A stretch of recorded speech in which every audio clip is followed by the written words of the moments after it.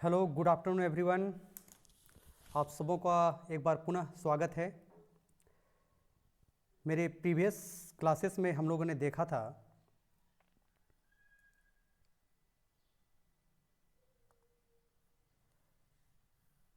Ranchi university के जो 4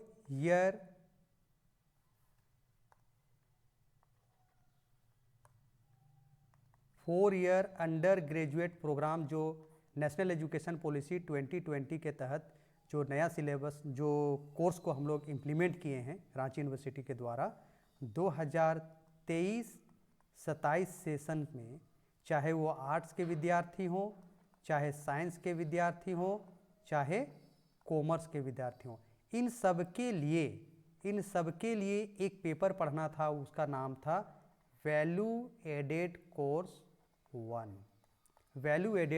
1। तो इस वैल्यू एडेड कोर्स 1 को में चाहे वो साइंस का विद्यार्थी हो, चाहे आर्ट्स का विद्यार्थी हो, चाहे कॉमर्स का विद्यार्थी हो, उन सबको वैल्यू एडेड कोर्स 1 लेना है। और इसमें उनको कौन से विषयों को पढ़ाई करनी है, इसके बारे में मैं अपने प्रीवियस वीडियोज़ में बताया था। पुनः एक बार मैं बता देता हूँ। इसमें 2 ग्रुप रखा गया है, ग्रुप ए और ग्रुप बी। छात्रों को अपने इच्छानुसार, अपने पसंद के अनुसार चॉइस करना है कि वो या तो वीएसी के तहत ग्रुप ए का चुनाव करेगा या तो ग्रुप बी का चुनाव करेगा। अगर ग्रुप ए का चुनाव करता है तो उसे 2 पेपर पढ़ाई करनी पड़ेगी, एक अंडरस्टैंडिंग इंडिया और दूसरा है health, wellness, yoga education, sports and fitness. ये पढ़ाई करनी पड़ेगी। ये 50 अंकों का होगा, ये 50 अंकों का होगा। अगर कोई ग्रुप बी लेता है तो इसमें उसको अंडरस्टैंडिंग इंडिया 50 अंकों की और global citizenship and sustainable development जो है ये 50 अंकों का लेना होगा। तो एक बार फिर से हम आते हैं, एक बार पुनः इसको आपको एक पूरी अच्छी तरह से बता देता हूं मैं। देखिए, चाहे वो साइंस का विद्यार्थी हो, चाहे वो आर्ट्स का विद्यार्थी हो, चाहे वो कॉमर्स का विद्यार्थी हो, तो वो जो भी इनके विद्यार्थी होंगे, सेमेस्टर 1 में उनको एक पेपर VAC 1 चुनाव करनी होगी। VAC 1 लेना ही है। एक पेपर उनको, टोटल 6 पेपर पढ़ाई करनी है, उनमें से एक पेपर क्या है? VAC 1। इसमें एक है आपका ग्रुप ए और दूसरा है ग्रुप बी। अगर ग्रुप ए चुनाव करता है तो उस विद्यार्थी को उसका पेपर का नाम हो जाएगा VAC 1A, और अगर ग्रुप बी चुनाव करता है तो VAC 1B हो जाएगा। अगर वो ग्रुप ए या VAC 1A बोलिए या VAC 1B लेता है तो उसमें क्या क्या विषय रखनी होगी उसको?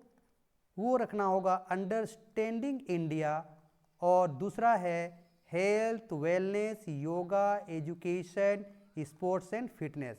ये भी 50 अंकों का है, ये भी 50 अंकों का है। और अगर मान लीजिए वो VAC 1B लेता है, अर्थात ग्रुप बी का चुनाव करता है, तो उसे अंडरस्टैंडिंग इंडिया 50 मार्क्स का और global citizenship and sustainable development ये 50 अंकों का पढ़ाई करना होगा। तो देख लीजिए, चाहे वो ग्रुप ए चुनाव करे, चाहे वो ग्रुप बी चुनाव करे, उसका सेक्शन ए जो होगा, सेक्शन पहला भाग जो होगा, वो अंडरस्टैंडिंग इंडिया सेम रहेगा। तो आज मैं इसी अंडरस्टैंडिंग इंडिया जो कि वैल्यू एडेड कोर्स 1 के तहत सेमेस्टर 1 के विद्यार्थियों को रखना है, उनमें उनको किन किन चीज़ों की पढ़ाई करनी है, कौन कौन से किताबों का मदद लेना होगा, उन सब के बारे में मैं डिटेल से बात करने जा रहा हूँ। तो आइए स्टार्ट करते हैं आज हमारा वीडियो। सभी को एक बार पुनः स्वागत है मेरी यूट्यूब चैनल गुरु की घंटी में। आप सबों से उम्मीद है कि आप सबों ने मेरे यूट्यूब चैनल को सब्सक्राइब कर लिया है और मेरी वीडियोस को देखने के बाद आपके लिए फ़ायदेमंद है तो आपने ज़रूर लाइक और बेल बटन को भी ज़रूर प्रेस कर दें, ताकि मेरे जो भी नए नए वीडियोज आएंगे उनको आप देखते रहें। तो मैं फिर से एक बार आता हूँ। मैं भी बताया हूँ कि VAC 1A में अंडरस्टैंडिंग इंडिया की पढ़ाई आपको करनी है, चाहे आप ग्रुप ए की चुनाव करें, चाहे ग्रुप बी की चुनाव करें।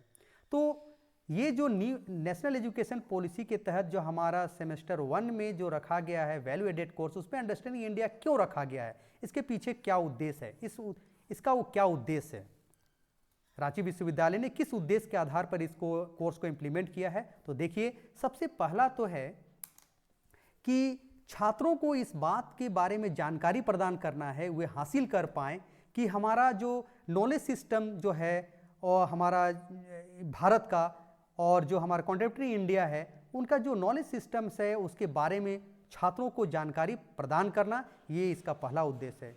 दूसरा उद्देश्य है कि जो भी भारत में जो भी राष्ट्रीय विकास के लिए जो भी लक्ष्य और नीतियां बनाई गई हैं उसके बारे में उनको जानकारी पहुंचाना। फिर इंडियन नॉलेज सिस्टम के बारे में छात्रों को जानकारी प्रदान करना। फिर एक उद्देश्य ये भी है understanding of India's freedom struggle. देखते हैं हम लोग जानते हैं कि भारत लगभग 200 वर्षों तक अंग्रेजों का गुलाम रहा और इस गुलामी से आज़ादी के लिए किस तरह से स्वतंत्रता संग्राम हुआ, स्वतंत्रता के लिए हम लोग ने प्रयास किया, उसके बारे में सेमेस्टर 1 के विद्यार्थियों को जानकारी प्रदान करना। अगला उद्देश्य है knowledge of different region of India, यानी भारत के विभिन्न क्षेत्रों के बारे में जानकारी प्रदान करना। जैसे आप सभी जानते हैं भारत में कुल कितने राज्य हैं, उन राज्यों के बारे में जानकारी प्रदान करना, किस भारत के किस दिशा में है, उनका भौगोलिक क्षेत्रफल क्या है, इन सब के बारे में जानकारी प्रदान करना भी क्या है, अंडरस्टैंडिंग इंडिया का उद्देश्य है। और छठा उद्देश्य जो है कि भारत के संविधान के बारे में छात्रों को बताना, यानी भारतीय संविधान के बारे में छात्रों को जानकारी प्रदान करना, इस अंडरस्टैंडिंग इंडिया जो पाठ्यक्रम रखा गया है उसका उद्देश्य है। तो फिर से एक बार बता देता हूँ, सामान्यतः इसके उद्देश्य को एक संक्षिप्त रूप में आप जान सकते हैं। जो भी सेमेस्टर 1 के विद्यार्थी हैं, चाहे वे साइंस के हों, चाहे आर्ट्स के हों, चाहे कॉमर्स के हों, उनके लिए ये पाठ्यक्रम इसलिए लाया गया है ताकि वे भारत की सभ्यता, संस्कृति, इतिहास, भूगोल और उसके स्वतंत्रता संग्राम और संविधान का निर्माण कैसे हुए, संविधान की क्या विशेषताएं, संविधान का क्या महत्व है, इन सब के बारे में उनको सेमेस्टर 1 में जानकारी प्रदान करना, यही इस पाठ्यक्रम का, इस विषय का उद्देश्य है। अब देखते हैं इस अंडरस्टैंडिंग इंडिया में क्या क्या कोर्स कंटेंट्स रखा गया है। तो देख लीजिए, इसमें जो देख रहे हैं आप, इसमें टोटल 4 यूनिट हैं। यूनिट 1 जिसको कहते हैं इंट्रोड्यूसिंग इंडिया है, इसमें पढ़ेंगे। यूनिट 2 जो है the knowledge system of India है। यूनिट 3 है द इंडियन इकोनॉमी है। और यूनिट 4 है the making of contemporary India. तो ये 4 यूनिट में विभाजित है। ये अंडरस्टैंडिंग इंडिया जो है 4 यूनिट में विभाजित है। इंट्रोड्यूसिंग इंडिया है यूनिट 1, यूनिट 2 में है the knowledge system of India, unit 3 है द इंडियन इकोनॉमी और इंडियन 4 है the making of contemporary India. अब यूनिट 1 में क्या क्या हम लोग देखेंगे, इंट्रोड्यूसिंग इंडिया में हम लोग क्या देखेंगे यूनिट 1 में, देख लीजिए। वेरी सिंपल, भारत के भौगोलिक क्षेत्र के बारे में जानकारी प्रदान करना इसका उद्देश्य है, यानी भारत में कितने पर्वत, पठार, मैदान, भारत कितने राज्यों में विभाजित है, तो इन सब के बारे में इसमें जानना है।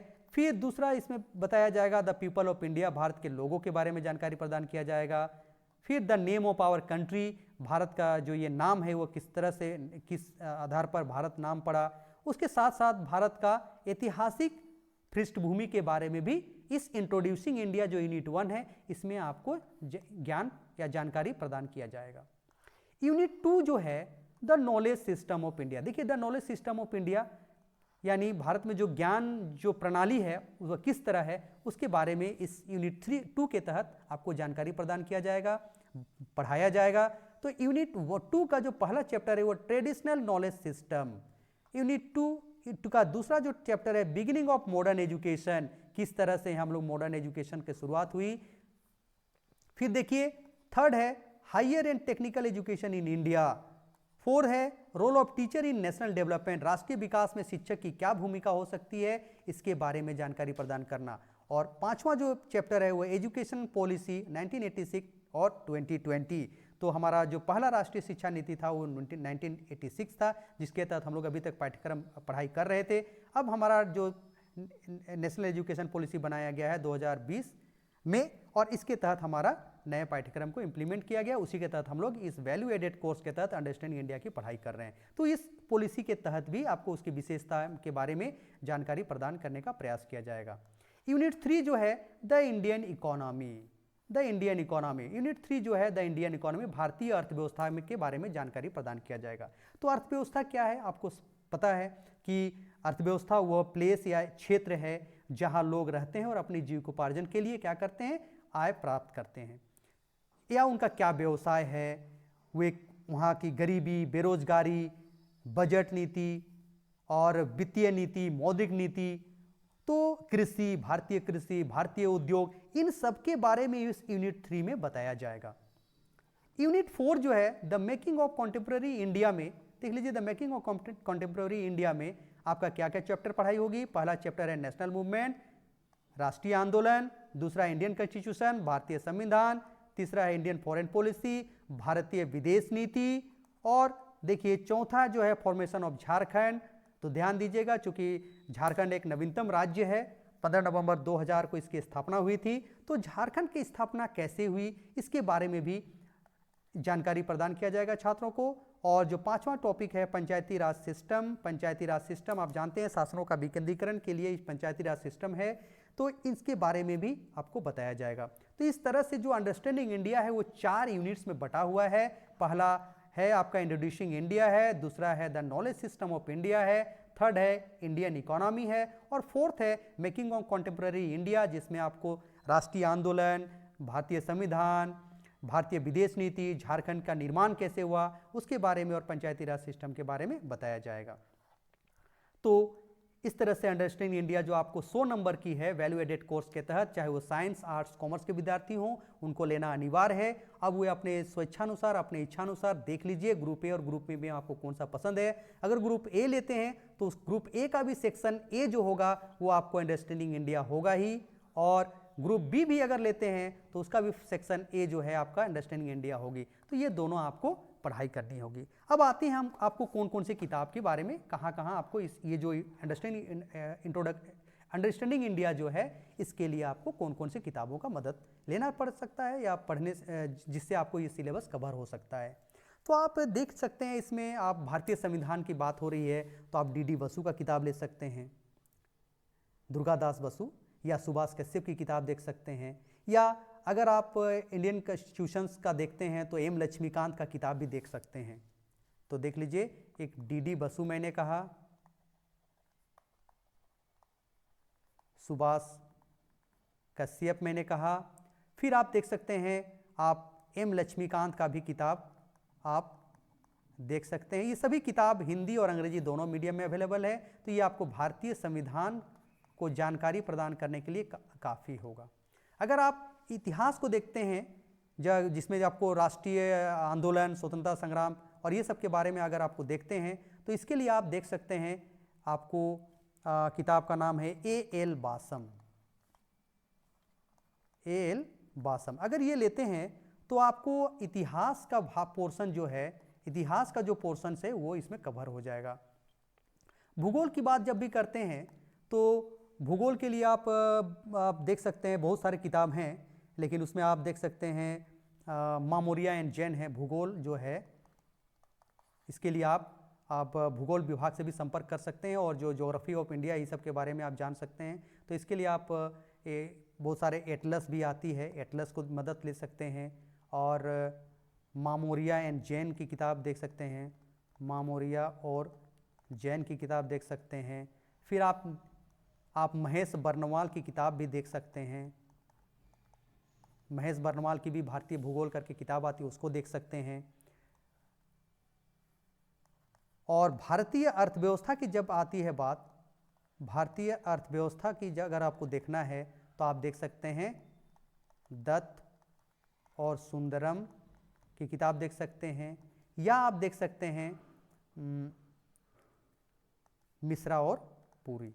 ये किताब आपको सभी बुक स्टॉल में मिल जाएगी, आपको लाइब्रेरी में भी मिल जाएगी। आप जिस भी कॉलेज में पढ़ाई करते हैं उनकी लाइब्रेरी में ये सब मिल जाएगी।